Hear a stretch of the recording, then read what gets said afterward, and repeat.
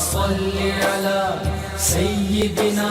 ومولانا محمد وعلى بسم اللہ الرحمن الرحیم۔ السلام علیکم ناظرین و سامعین کرام۔ ناظرین و سامعین، پروگرام یاد الہی دیکھنے کے لیے، یاد الہی کے سابقہ تمام پروگرامز دیکھنے کے لیے، بالخصوص وظائف دیکھنے، سننے، جاننے اور پڑھنے کے لیے آپ ہمارے یوٹیوب چینل یاد الہی یعنی YAAD_EILAHI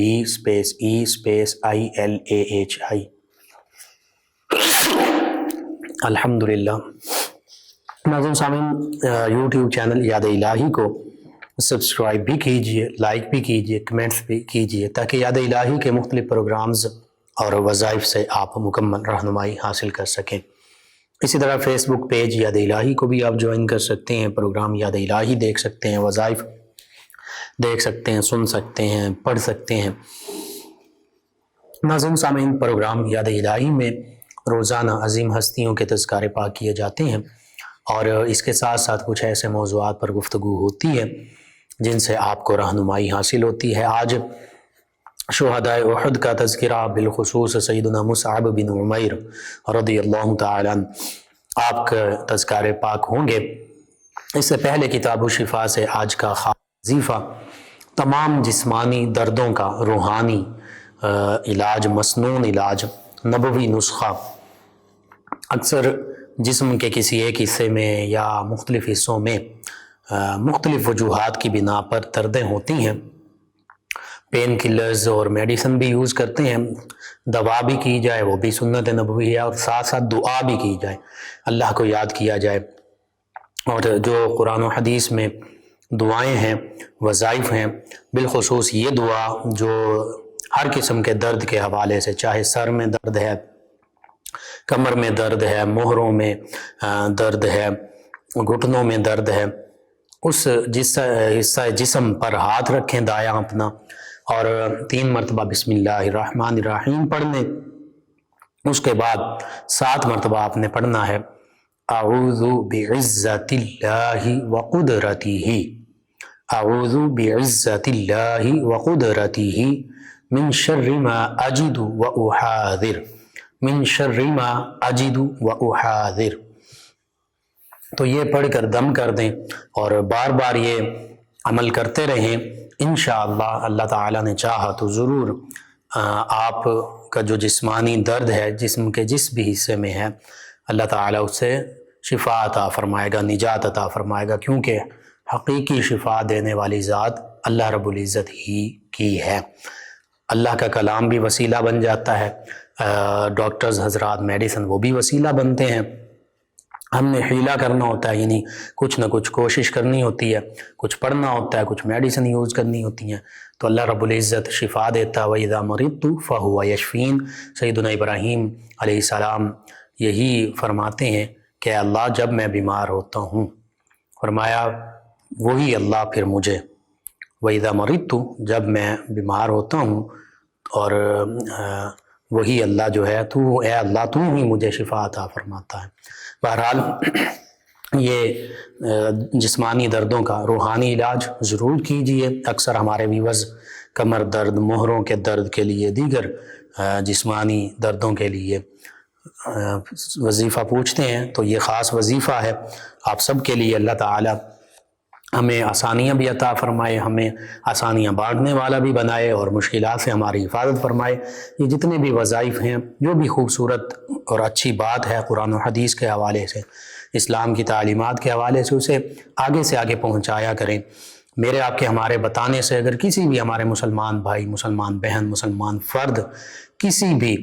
مسلمان کا، حتیٰ کہ اگر اسلامی تعلیمات غیر مسلموں تک پہنچائیں گے، کوئی غیر مسلم اسلام قبول کر لیتا، اسلام کی جانب راغب ہوتا ہے، تو اسے تو اجر ملے گا ہی، لیکن اس کا اجر، اس تک اسلام کی تعلیمات پہنچانے کا اجر، وہ ہمیں بھی، مجھے بھی، آپ کو، ہم سب کو ملے گا۔ تو ضرور اخلاص کے ساتھ، خالص نیت کے ساتھ، اس ارادے کے ساتھ کہ اللہ کی مخلوق کی بھلائی ہو جائے، بالخصوص مسلمان ہمارے جو بہن بھائی ہیں امت مسلمہ، ان کا کسی نہ کسی حوالے سے، عقیدے کے حوالے سے، عمل کے حوالے سے، صحت کے حوالے سے فائدہ ہو جائے، یہی زندگی کا مقصد ہونا چاہیے۔ جی ناظرین سامعین، غزوہ احد جو ہے یہ اسلام اور کفر کے درمیان، مسلمانوں اور کفار کے درمیان، صحابہ کرام علیہم رضوان اور کفار مکہ کے درمیان، آقا کریم صلی اللہ علیہ وآلہ وسلم اور مکہ المکرمہ کے بڑے بڑے سرداروں کے درمیان، حق اور باطل کے درمیان دوسرا بڑا معرکہ ہے۔ اس معرکے میں بھی اللہ رب العزت نے صحابہ کرام علیہم رضوان کو، اسلام کو، نبی رحمت صلی اللہ علیہ وآلہ وسلم کو، یعنی حق کو فتح عطا فرمائی، لیکن تھوڑے سے وقت کے لیے وہ فتح بظاہر جو ہے وہ بہت زیادہ نقصان میں تبدیل ہوئی، جب وہ 50 تیر انداز جنہیں آقا کریم صلی اللہ علیہ وآلہ وسلم نے درہ عینین پر متعین فرمایا تھا، اور ساتھ یہ بھی حکم ارشاد فرما دیا تھا کہ چاہے فتح ہو یا شکست، کوئی بھی صورتحال ہو، آپ نے یہاں سے نیچے نہیں آنا۔ تو وہ صحابہ کرام علیہ رضوان سمجھے کہ اب چونکہ فتح حاصل ہو گئی ہے تو اب یہاں ہمارے ٹھہرنے کی کوئی وجہ نہیں بنتی، تو وہ اس درے سے نیچے اتر آئے۔ وہ درہ ایسی جگہ پر تھا، وہ دفاعی نوعیت کا حامل تھا کہ اس کے پیچھے سے پلٹ کر دشمن حملہ کر سکتا تھا۔ یوں ہی ہوا، خالد بن ولید رضی اللہ عنہ جو ابھی اسلام نہیں لائے تھے، جو کفار مکہ کی طرف سے لڑنے کے لیے آئے ہوئے تھے، انہوں نے جنگی چال چلتے ہوئے پیچھے سے اسی گھاٹی سے حملہ کیا، اور اس دوران کئی صحابہ کرام علیہم رضوان شہید ہوئے۔ تقریباً پورے غزوہ احد میں 70 کے قریب صحابہ کرام علیہم رضوان کی شہادتیں ہوئیں۔ ان شہدائے احد میں سیدنا مصعب بن عمیر رضی اللہ تعالیٰ عنہ آپ بھی شامل تھے۔ اب غزوہ احد جو ہے اس کا تذکرہ سورہ انفال میں بھی ملتا ہے، بالخصوص سورہ آل عمران میں اس کا تذکرہ موجود ہے، سورۃ التوبہ میں موجود ہے کہ کیسے غزوہ بدر کا ذکر بھی موجود ہے، غزوہ احد کا ذکر بھی موجود ہے، سورۃ التوبہ میں غزوہ حنین کا ذکر بھی موجود ہے۔ اسی طرح اللہ رب العزت کے پیارے حبیب صلی اللہ علیہ وآلہ وسلم آپ کی احادیث مبارکہ میں چاہے وہ سیاستہ کی کتب ہوں یا دیگر کتب ہوں، کتاب المغازی میں بالخصوص جن میں غزوات کا ذکر ہے، جن چیپٹرز میں، ان میں غزوہ بدر، غزوہ احد، پھر شہدائے احد کا ذکر ملتا ہے، پھر سیرت کی کتب جو ہیں ان میں تذکرہ ملتا ہے، پھر جو طبقات کی کتب ہیں، یعنی جن میں تقریباً اکثر صحابہ کرام علیہم رضوان کا ذکر پاک موجود ہے، جیسے طبقات ابن سعد ہے، الاستیعاب ہے، اسد الغابہ ہے، اسی طرح دیگر الاصابہ ہے۔ ان کتب میں تمام جو کبار صحابہ کرام ہیں اور وہ ہزاروں کی تعداد میں، ان کا بھی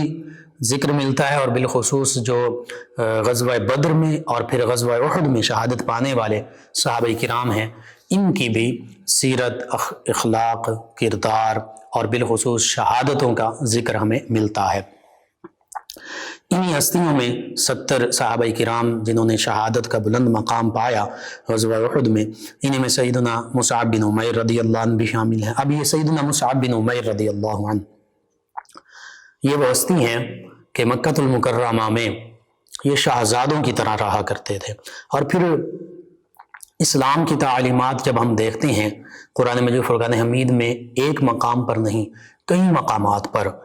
سورۃ توبہ میں بھی، سورہ انفال میں بھی، سورہ احزاب میں بھی، اسی طرح دیگر صورتوں میں اللہ رب العزت نے سورۃ النساء میں بھی قتال کا مسلمانوں کو حکم دیا ہے، یعنی جہاد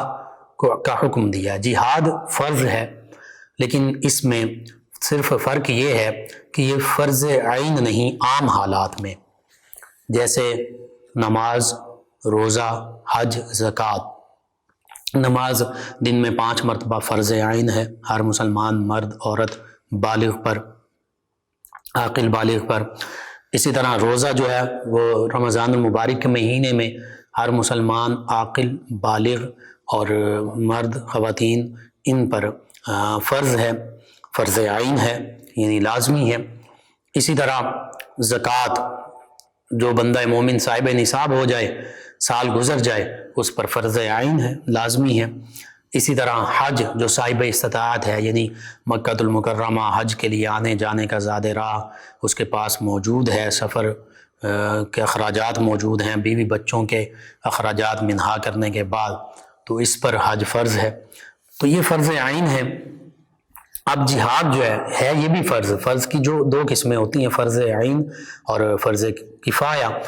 عام حالات میں جہاد جو ہے یہ فرض کفایہ ہے، جیسے نماز جنازہ جو ہے یہ فرض کفایہ ہے کہ محلے کے علاقے کے چند ایک لوگ بھی ادا کر لیں گے تو دیگر لوگوں کی طرف سے بھی یہ فرض ادا ہو جائے گا۔ لیکن اگر کوئی بھی ادا نہیں کرے گا نماز جنازہ تو پھر سبھی گناہ گار ہوں گے، فرض کے تارک ٹھہریں گے۔ اسی طرح جو جہاد ہے یہ فرض کفایہ ہے عام حالات میں، عام طور پر، یعنی حدیث مبارکہ میں تو یہ بھی ملتا ہے کہ جہاد قیامت تک جاری رہے گا، یعنی ایسا فرض کفایہ ہے کہ کہیں نہ کہیں مسلمان جہاد کرتے رہیں گے، کفار کے خلاف، غیر مسلموں کے خلاف، ظالموں کے خلاف اپنی جانیں دیتے رہیں گے، شہادت کے نذرانے پاتے رہیں گے، اور ظالموں کو، کفار کو، جو بھی اسلام کے خلاف، مسلمانوں کے خلاف یا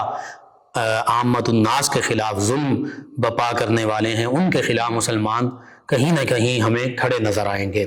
جیسے آج بھی ہم دیکھتے ہیں کشمیر میں مسلمان جہاد کر رہے ہیں، فلسطین میں مسلمان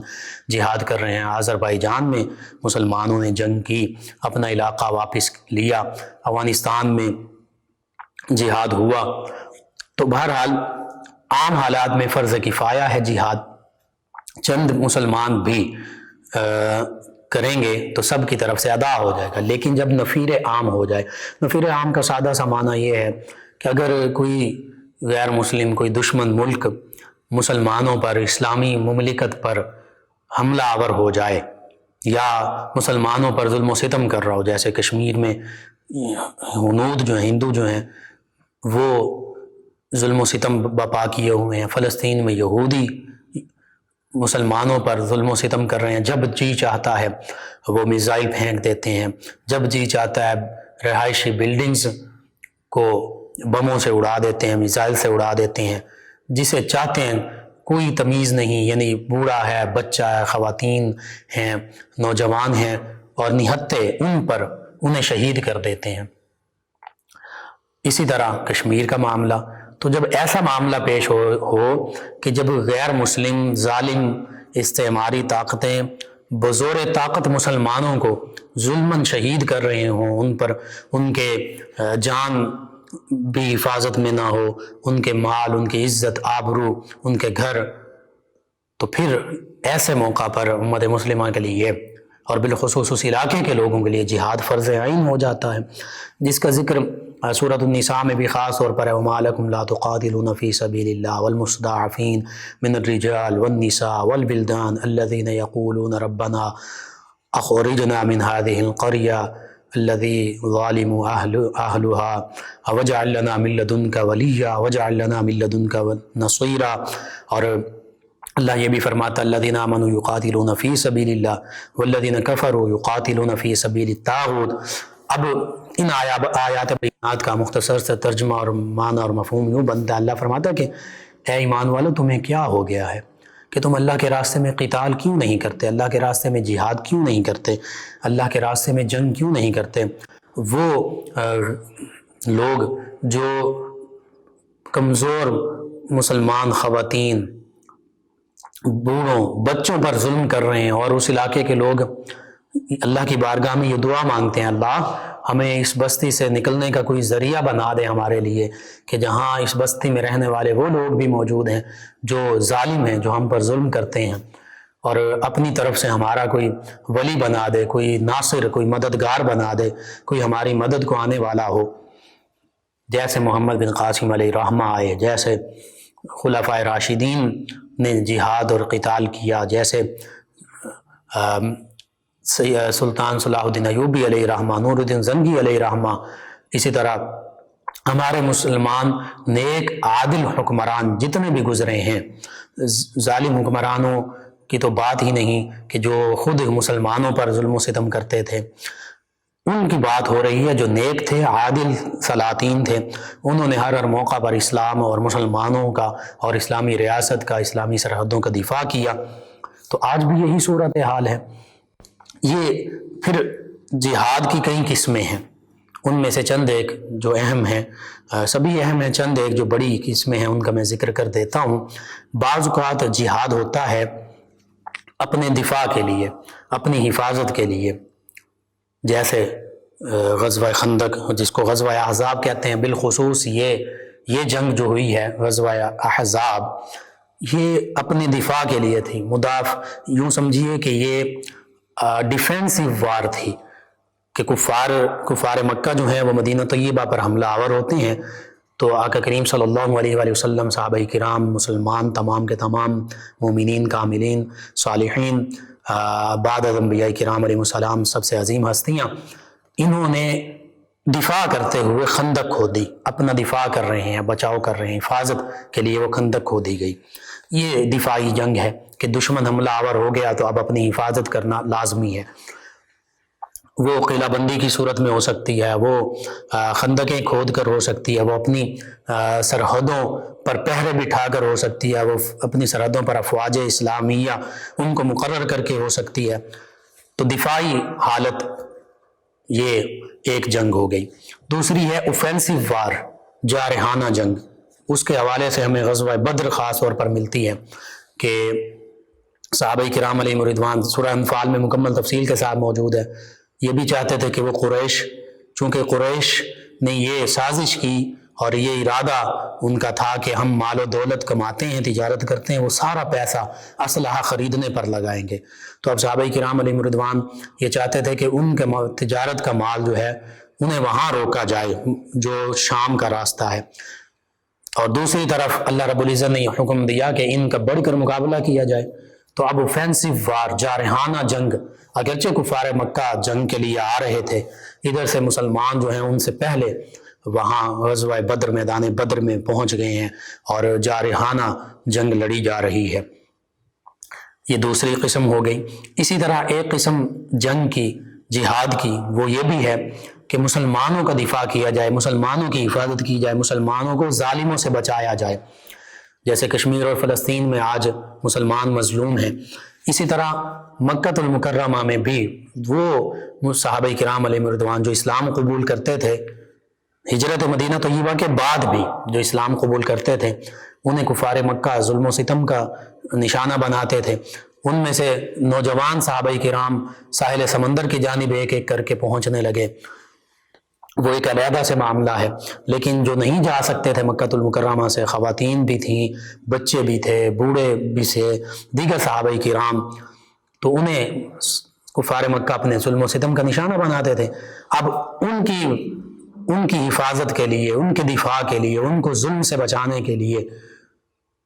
ان کو ظالموں کے پنجے سے چھڑانے کے لیے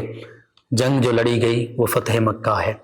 یہ بھی جنگ کے طور پر آقا کریم صلی اللہ علیہ وآلہ وسلم تشریف لے گئے، تھوڑے سے وقت کے لیے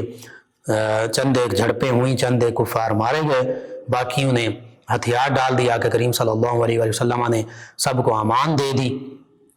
تو یہ آقا کریم صلی اللہ علیہ وآلہ وسلم آپ کا ظرف عالی تھا، آپ کے اخلاق کریمانہ میں اور رحمت للعالمین کا ایک اظہار ہو رہا تھا کہ ان لوگوں کو جو نبی کریم صلی اللہ علیہ وآلہ وسلم اور صحابہ کرام علیہ رضوان کے جانی دشمن تھے، انہیں پناہ دے دی۔ ان میں سے اکثر، بلکہ یوں کہہ لیجئے کہ تقریباً سب لوگوں نے اسلام قبول کر لیا، اسلام کے دامن رحمت سے وابستہ ہو گئے۔ اسلام پہلے والے گناہوں کو بخش دیتا ہے۔ اللہ رب العزت کی یہ رحمت ہے کہ جو اسلام قبول کر لیتا ہے پھر اس کے پہلے گناہوں کا مواخذہ نہیں کیا جاتا۔ یہی معاملہ ہوا۔ اب یہ تیسری قسم کی جنگ ہے کہ جس میں مسلمانوں کی حفاظت کے لیے، مسلمانوں کو ظالموں سے بچانے کے لیے، مسلمان علاقے کو آزاد کروانے کے لیے جنگ کی جاتی ہے۔ تو یہ فتح مکہ اس کی مثال ہے۔ اسی طرح اس کے علاوہ بھی مثالیں ملتی ہیں۔ غیر مسلموں کو ظالموں سے بچانے کے لیے بھی مسلمان لڑ سکتے ہیں، جنگ کر سکتے ہیں۔ اس کے حوالے سے ہمیں قیصر و کسریٰ کے خلاف جو جنگیں لڑی گئیں وہ ہمارے سامنے موجود ہیں، نہاون، قادسیہ کی جنگیں، یہ ساری ایسی جنگیں ہیں کہ ان علاقوں کے حکمران مسلمانوں پر تو ظلم و ستم کرتے ہی تھے، اپنی رعایا پر بھی ٹیکسز کے حوالے سے، ان کی جائیدادیں چھیننے کے حوالے سے، دیگر کئی چیزیں عیش و عشرت کے حوالے سے، لوگوں کے مال اموال پر قبضہ کرنے کے حوالے سے، ان کو خود بخود غلام بنا لینے کے حوالے سے مختلف وجوہات ہمیں ملتی ہیں، ظلم و ستم کیا کرتے تھے۔ تو اسلام جو امن اور انصاف اور محبت اور حقوق دینے والا حقیقی دین تھا، وہ دین جو ہے اس نے مظلوموں کو ان ظالموں سے چھٹکارا دلایا۔ تو یوں یہ بھی جہاد کی ایک قسم ہے۔ تو عام طور پہ کہہ دیا جاتا ہے کہ بس اسلام صرف اپنے دفاع کے لیے جہاد کا حکم دیتا ہے، یہ بات نہیں ہے۔ دفاع تو ضروری ہے، وہ تو سورہ انفال میں وَأَعِدُّوا لَهُم مَّا اسْتَطَعْتُم مِّن قُوَّةٍ وَمِن رِّبَاطِ الْخَيْلِ تُرْهِبُونَ بِهِ عَدُوَّ اللَّهِ وَعَدُوَّكُمْ وَآخَرِينَ مِن دُونِهِمْ لَا تَعْلَمُونَهُمُ اللَّهُ يَعْلَمُهُمْ۔ اللہ فرماتا ہے کہ تم اپنی طاقت، اپنی قوت، اپنے گھوڑے یہ ہر وقت تیار رکھو اپنے دشمنوں کے مقابلے میں۔ اور فرمایا دشمن کون ہیں؟ جو اللہ کے بھی دشمن ہیں، جو تمہارے بھی دشمن ہیں۔ اور فرمایا ایک تیسرے دشمن ہیں، چھپے ہوئے دشمن، جیسے مدینہ طیبہ میں منافقین تھے۔ تو فرمایا یہ تیاری اس لیے ہے، آج اسلامک کنٹریز جو ہیں ان کے لیے میزائل بنانا، اٹامک بمز تیار رکھنا، جو بری، بحری، فضائی، یعنی نیوی، ایئر فورس اور آرمڈ فورسز سے ریلیٹڈ جتنی بھی زیادہ سے زیادہ اسلحہ، ساز و سامان حرب، جنگی آلات، یہ اکٹھے رکھنا، یہ اللہ کا حکم ہے، تاکہ دشمن پر، جو اللہ کے دشمن ہیں، یعنی جو اللہ کے دشمن سے مراد جو اللہ کے دین کے دشمن ہیں، ان پر بھی تمہارے مسلمانوں کا رعب، دبدبہ، ہیبت قائم رہے، طاری رہے۔ جو اللہ کے حبیب صلی اللہ علیہ وسلم اور مسلمانوں کے دشمن ہیں، اب یہود و نصارہ، بالخصوص یہود اور ہنود، یہ تو قرآن نے فرما دیا مسلمانوں کے سب سے بڑے دشمن ہیں، شدید دشمن ہیں، تو ان پر بھی ہیبت، رعب اور دبدبہ طاری رہے۔ پھر فرمایا وہ دشمن جو بعض کا تمہارے اندر موجود ہوتے ہیں، تم انہیں نہیں جانتے، اللہ انہیں جانتا ہے۔ تو ایسے دشمنوں پر بھی رعب، دبدبہ طاری ہو، جیسے بعض کا دہشت گرد جو ہمارے اندر شامل ہیں موجود رہتے ہیں اور مسلمانوں پر ہی حملہ آور ہوتے ہیں، مسلمانوں کے خلاف لڑ رہے ہوتے ہیں۔ تو یوں اس طرح کے تینوں قسم کے دشمنوں کے لیے، اللہ کے، مسلمانوں کے اور چھپے ہوئے دشمنوں کے لیے ہر وقت اپنی جنگی صلاحیت کو تیار رکھنا، اس کا بھی حکم دیا گیا ہے۔ تو یہاں پر جب ہم غزوہ احد کو دیکھتے ہیں تو غزوہ احد جو ہے یہ بھی ڈیفینسو وار میں تو شامل آپ کر سکتے ہیں کہ کفار مکہ نے حملہ کیا تو صحابہ کرام علیہم رضوان آقا کریم صلی اللہ علیہ وسلم اپنے دفاع کے لیے نکلے، لیکن چونکہ مدینہ طیبہ سے دور جا کر لڑائی ہوئی تو اس کو اوفینسو وار بھی کہہ سکتے ہیں کہ میدان جنگ میں ایک جارحانہ اور ایک جرأت مندانہ آگے بڑھ کر لڑائی ہوئی۔ حفاظت والی بھی جرأت مندانہ لڑائی ہوتی ہے، جنگ ہوتی ہے، جہاد ہوتا ہے، اس میں بھی بعض اوقات شہادتیں ہوتی ہیں۔ بہرحال صحابہ کرام علیہم رضوان بے خوف اور نڈر ہو کر اس غزوہ میں بھی لڑے، جیسے غزوہ بدر میں صحابہ کرام علیہم رضوان نے جہاد کیا۔ اور یہ حقیقت ہے کہ جہاد جو ہے یہ انبیاء کرام علیہ السلام، صحابہ کرام، اہل بیت کرام، ان ہستیوں کا عظیم شیوا رہا ہے، اور یہ ہستیاں جذبہ جہاد سے بھی معمور ہوتی تھیں اور جذبہ شوق شہادت سے بھی معمور ہوتی تھیں۔ یہی وجہ ہے کہ صحابہ کرام علیہ رضوان نے ہر میدان میں نبی کریم صلی اللہ علیہ وآلہ وسلم کا ساتھ دیا، نہ صرف اپنی جانوں کے نذرانے پیش کی، اپنی اولادوں کے جانوں کے نذرانے پیش کیے، اپنا گھر بار ہر چیز اللہ کے راستے میں قربان کر دی، اللہ کے حبیب صلی اللہ علیہ وآلہ وسلم کے حکم پر حق کی خاطر قربان کر دی۔ صحابہ کرام علیہ رضوان نے تو مکہ المکرمہ میں اپنے گھر بار چھوڑ دی، اپنے جائیدادیں، اپنے کاروبار سب کچھ چھوڑ دیا، اپنی زمینیں چھوڑ دی، بعض اوقات ہجرت کے موقع پر اپنے بیوی بچوں کو چھوڑنا پڑا۔ اسی طرح انصار صحابہ کرام علیہ رضوان نے اپنا آدھا مال، گھر، ہر چیز جو ہے وہ مہاجر صحابہ کرام علیہ رضوان کے لیے نثار کر دی، اشار کر دیا۔ تو انہی میں سیدنا مصعب بن عمیر رضی اللہ تعالیٰ عنہ بھی ہیں۔ اور جہاد کے حوالے سے ایک دو حدیث مبارکہ بالخصوص میں وہ بھی بیان کر دوں، ان کا معنی اور مفہوم۔ آقا کریم صلی اللہ علیہ وآلہ وسلم کے فرامین مبارکہ میں یہ ملتا ہے کہ جس نے زندگی میں کبھی جہاد کی تمنا نہیں کی، نہ جہاد کیا، نہ جہاد کی خواہش رکھی، فرمایا وہ تو نفاق کی ایک حالت پر مرا، یعنی وہ منافقت کی ایک حالت پر مرا۔ اور اسی طرح یہ بھی فرمایا گیا کہ امت مسلمہ کے حوالے سے کہ تعداد میں زیادہ ہوں گے لیکن غیر مسلم ان پر غالب آ جائیں گے۔ وجہ کیا ہوگی؟ وہن کی بیماری، یعنی دنیاوی آسائشوں میں، دنیاوی جاہ طلبی میں اور دنیا طلبی میں اور موت سے دوری یہ مسلمان چاہے گا۔ آج یہی ہماری حالت ہو چکی ہے، ہم سمجھتے ہیں کہ کہیں ہم مر نہ جائیں، کہیں ہماری آسائشیں ہم سے دور نہ ہو جائیں، اور اس وجہ سے مسلمان جو ہیں وہ حقیقی جہاد سے دور ہو چکے ہیں۔ سیدنا مصعب بن عمیر رضی اللہ تعالی عنہ کا ذکر پاک ہو رہا ہے، مکہ المکرمہ میں نوجوان ہیں، آپ نے اسلام قبول کیا،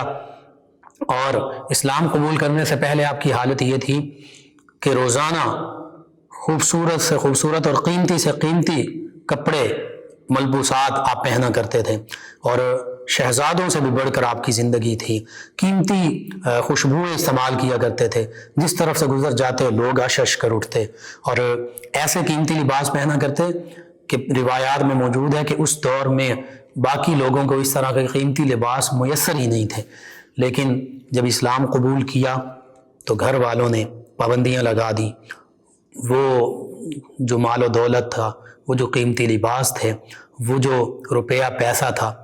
وہ سب کچھ ختم ہو گیا، لیکن اسلام کی خاطر کسی چیز کی پرواہ نہیں کی۔ پھر یہی سیدنا مصعب بن عمیر رضی اللہ عنہ سادہ سے کپڑوں میں ملبوس ہوتے ہیں، قرآن مجید فرقان حمید کی تعلیمات اخذ کی، آقا کریم صلی اللہ علیہ وآلہ وسلم سے اسلام کی تعلیم حاصل کی، پھر آقا کریم صلی اللہ علیہ وآلہ وسلم کے حکم پر ہجرت مدینہ طیبہ سے پہلے مدینہ طیبہ چلے گئے، وہاں پر اسلام کا پیغام لوگوں تک پہنچائے۔ وہ ان کے ذریعے سے انہوں نے اسلام قبول کیا، وہ انصار مدینہ کہلائے، یعنی اسلام کی خاطر گھر بار بھی چھوڑ دیا، اپنی عیش و عشرت بھی چھوڑ دی، ناز و نعم میں پلے بڑے وہ ساری آسائشیں بھی چھوڑ دیں، اور پھر غزوہ بدر میں شامل ہوئے، غزوہ احد میں شامل ہوئے، اور غزوہ احد میں اس طرح شامل ہوئے کہ کفار پر حملہ کرتے جا رہے ہیں، کفار کو نیست و نابود کرتے جا رہے ہیں، اور اسی دوران آپ خود بھی شہید ہو جاتے ہیں۔ یہ سیدنا مصعب بن عمیر رضی اللہ تعالی عنہ اسلام کے تمام صحابہ کرام شہزادے ہیں، یہ بھی انہی شہزادوں میں سے ایک عظیم شہزادے ہیں کہ جنہوں نے اسلام کی خاطر سب کچھ قربان کر دیا، حتیٰ کہ اسلام ہی کی خاطر اپنی زندگی بھی قربان کر دی اور جان آفریں کے سپرد کر دی۔ اللہم صلی علی سیدنا و مولانا محمد وعلی آپ سماعت فرما رہی ہیں پروگرام یاد الہی۔ ناظرین سامعین، سیدنا مصعب بن عمیر رضی اللہ تعالی عنہ آپ کی شہادت کیسے پیش آئی، اس حوالے سے احادیث مبارکہ اور سیرت کی کتب میں تفصیل کے ساتھ موجود ہے، اسی کا خلاصہ میں پیش کر دیتا ہوں۔ آپ چونکہ مہاجر صحابہ کرام میں سے تھے، قراء صحابہ کرام علیہم رضوان میں سے تھے، اور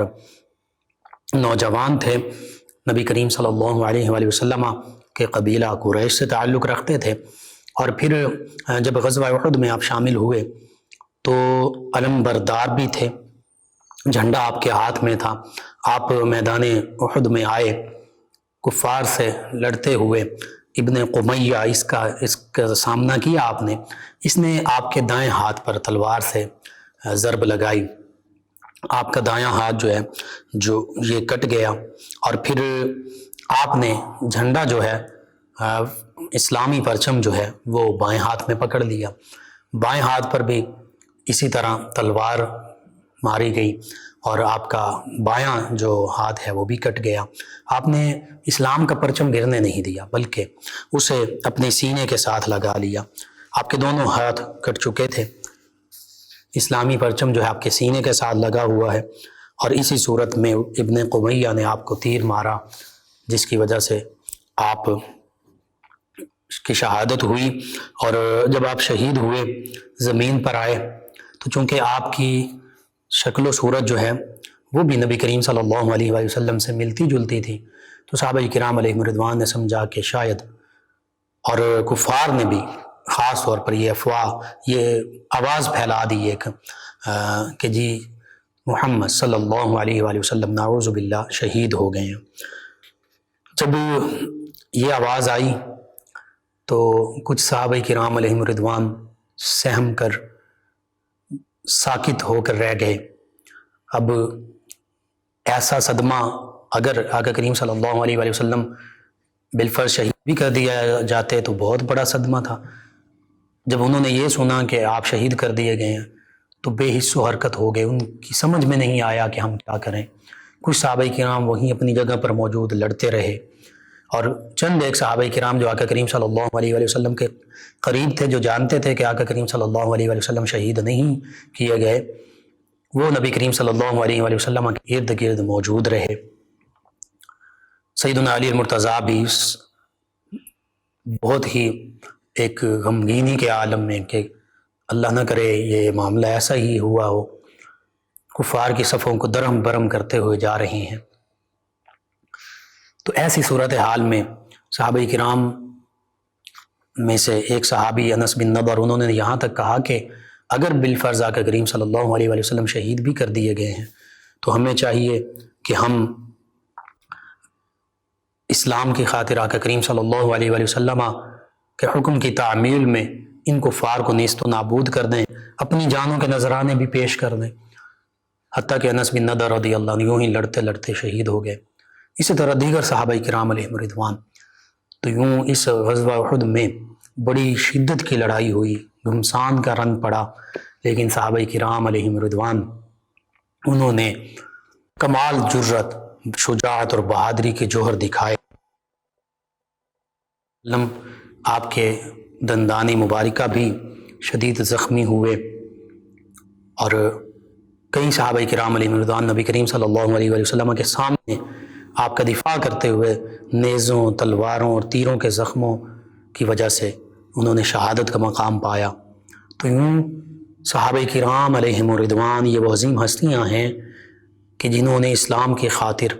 اللہ اور اللہ کے حبیب صلی اللہ علیہ وآلہ وسلم کے احکام کی تعمیل کی خاطر،